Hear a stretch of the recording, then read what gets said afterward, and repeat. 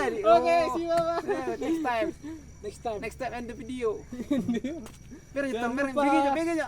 Tonton channel kami berikutnya. Putar aja baru ada tuh Sony.